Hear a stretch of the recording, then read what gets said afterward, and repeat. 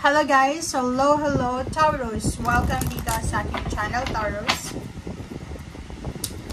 Alamin natin kung anong messages, vibration, gabay energy para sa lahat ng Taurus. Ito ay general reading, so pwede kang makaresonate. Gamitin mo ang iyong intuition sa panonood. Okay, Taurus. First card mo, Taurus, is True Love. Wow! Red strings to diba? Okay, Taurus. So, yung first message dito is all about true love, it's all about relationship, your relationship with your parents, with your siblings, with someone else na close sa'yo. So, yung romantic steerings dito in your heart, yung parang romantic string sa buhay natin, diba? So, minsan, may mga naging karelasyon ka sa past na siguro yung isa nag-asawa na ikaw or siya. And posibleng sa linggong ito, may mga pagkakataon na maiisip mo siya or maiisip ka niya. So, pwedeng siya yung true love mo, siya yung twin flame, or pwedeng siya yung secret love mo, or kung ano man ang meron kayo dito. Okay? Next card natin is Sedna, Infinite Supply. Wow! Dito sinasabi, Taurus, na you are supplied for today and all of your tomorrows. Wow! So, yung supply na to is either love life or love supply. Or pwedeng yung supply na to is all about the finances, financial money. So, starting this week, sinasabi sa'yo ng barahang ito na huwag kang masyadong mag-alala dahil abundant yung energy na mayroon ka. Hindi ka mauubusan. Okay? Infinite supply yung makukuha mo from the universe, from God, hindi lang sa ngayon, kundi bukas. Okay? Siguro ito na yung good karma mo, kasi mabuti ka namang tao, diba? So, marami kang ginawang maganda sa nakaraan,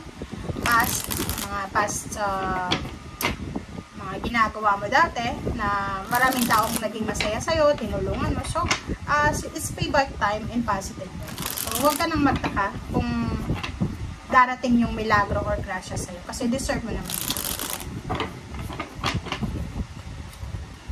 Okay. Okay, first card natin is, wow! Four of Cups. Ang Four of Cups na to is parang sinasabi sa'yo dito, Taurus, na isang tao talaga ang naghihintay sa'yo. Nakakaloka, nakakakilabot siya. Kasi, unang-una, isang tao, is either ex mo siya, ex-wife, ex-husband, ex-boyfriend, girlfriend, or ka-MU mo lang siya, mag-ingat ka sa kanya. Kasi until now, it's either may asawa ka na, may asawa na din siya, pero until now, hindi ka pa rin niya makalimutan. Parang siya ikaw yung true love niya, pero siya hindi mo true love. Parang gano'n. So, nakikita ko siya dito na may mga pagkakataon na iniisip ka niya. Lalo na kung siguro may dati kayong anak, may anak kayo, yan naghiwalay. So, nakikita ko siya dito na mag-iingat ka kasi itong anak na to, gagamitin niya para mapalapit ulit siya sa'yo. Okay? Kung may asawa na siya, may asawa ka na rin, hindi yon maganda na model or parang, diba? Kakaloka talaga yun. Kung sino man yung taong yan, gusto niya talagang magsimula ng bagong buhay kasama ka. Ini-stalk ka niya. So, nakikita ko na sa social media, Facebook, Instagram, TikTok, or kung may anumang klase ng social media accounts mayroon ka, ini-stalk ka niya kasi nakikita niya na masaya ka. Pwedeng sinisiraan ka niya sa anak mo or sinisiraan ka niya sa mga tao sa paligid mo kasi gusto niyang makuha yung attention mo. Okay? But, ang impress na to, sinasabi ng berahan na yung pagsisimula naman na gusto niya, kung hindi naman ito resonated sa kagustuhan mong pagsisimula, wala namang mangyayari yan. And unfair yan doon sa mga karelasyon nyo dahil, diba? Parang pang loloko. Okay? Cheating. Justice. 11, Justice, 2 of Wands. So, nakikita ko sir dito, posibleng ino-offeran ka ng contract. It's either international contract and local contract. Or pwedeng dalawang kontrata, dalawang trabaho yung pinag-iisipan mo sa ngayon. So, nahihilo ka.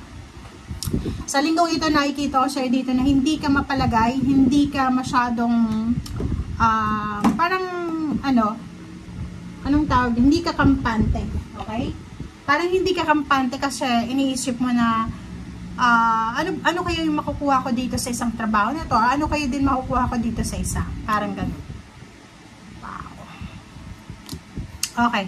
Sa linggong ito, nakikita ko sa'yo na kung ano man itong tatanggapin mo na trabaho, ano mang pipirmahan mo kontrata, or ano man itong choice talaga na pipiliin mo sa linggong ito, talagang magdadala to sa'yo ng sobra-sobrang success, lalo na sa usaping pera. Ibig sabihin, kung trabaho yan, kung business yan, or collaboration partnership, posibleng yan yung maging daan para makaipon ka ng pera, makapag-invest ka, makapag-pondar ka. Okay? Okay.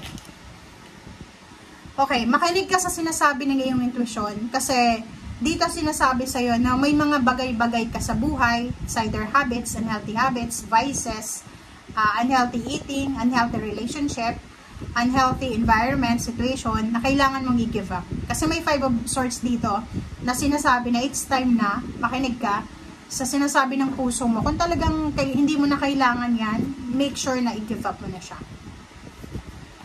Okay.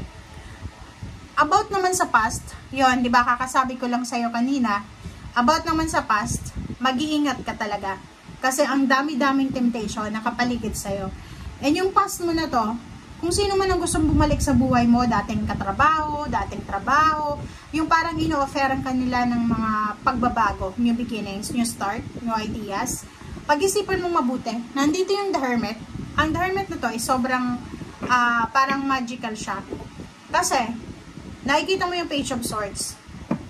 Marami kang matatanggap na balita, chismis, literal chismis, paninira, ganito, ganyan, na kailangan mong pag-isipang mabuti. Tanungin mo yung sarili mo, saan ba galing tong chismis na to?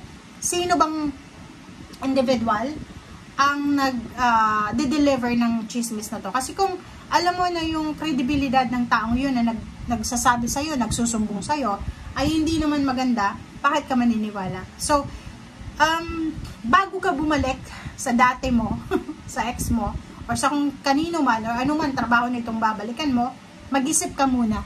Okay? Kasi, minsan, sa sa madami nating blessings na natatanggap, hindi na natin nakikita kung alin ba yung tama at mali. But in your case, nakikita ko sa'yo dito na, ano ka naman, nasa tamang mindset ka naman, and alam mo kung ano yung gusto mo. Which is, sinasabi sa'yo dito na makinig tayo sa sinasabi ng intuition natin. Kahit alam natin kung anong gusto natin, minsan, dumarating yung the devil, dumarating yung mga temptation, and hindi tayo makapag-desisyon. So, yun. Ito yung sinasabi sa'yo ng balaha. Okay? Mag-iingat sa chismis, guys. Bye!